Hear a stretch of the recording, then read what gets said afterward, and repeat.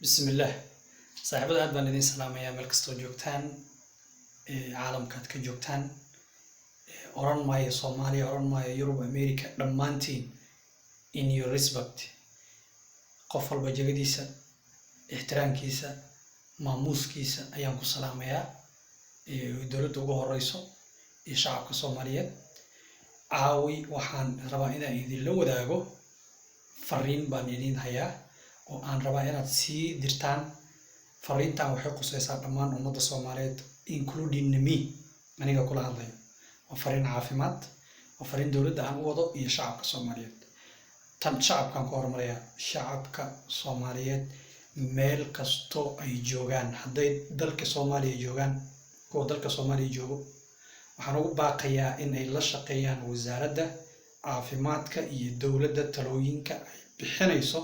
si looga hortago loona yareeyo faafidda cudurka corona waxaan shacabka walaalihiisa Soomaaliyeed ugu baaqayaa in la bilaabo wax la dhaho social distance qof walba naftiisa asaa mas'uul ka ah maalinkii 20 daqiiqo qof walba inuu farihiisa dhaqo 20 daqiiqo kadib inaadan cid walba salaamin in ilaahay kuma darnaaday Soomaalida habba isiyaan waa arkay inay joojiyaan walaalayaal cudurkan ma yaqaano gaal iyo muslim wuxuu yaqaanaa meel yar oo duleysho inuu galo that is why naloo dhaho gacmaha hal dhaqo shacabka dawladda waxaan ugu baaqayaa in ay guidelines measurement adag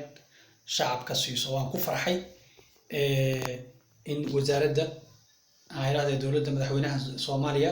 uu qaatay go'aan ah in habeenkii bandow wadanka la saaro waa go'aan aad u wanaagsan laakiin waxaan rabnaa isu socodkii gaadiidka maalinkii baa socdo wadanka hadda anaga aan ku noolnahay Uganda socodkii gaadiidka mar hore la joojiyay boodho ma shaqeyso arrintaas waxay ka liftay in spreadka cudurku uu yaraado waa xamar waxaan dawladda ugu baaqayaa in la joojiyo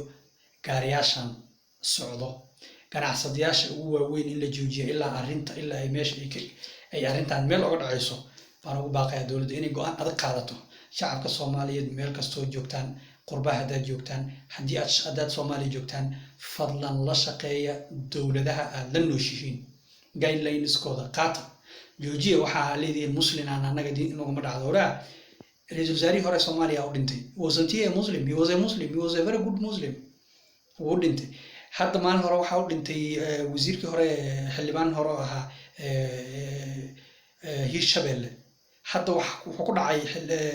dhakhtarkii ka shaqeynayay Digfair so you guys get serious stop saying that we are Muslim and this thing should not affect us no it knows no bounds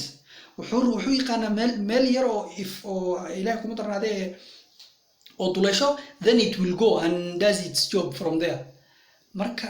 aad baan idin salaamayaa khayr badan baa idin rajeynayaa aan observe garayno aan qaadano shuruucda dawladda iyo wasaaradaha caafimaadka ay nasiinayaan wadan kasto aan joogno respectfully aad baad u salaamantiin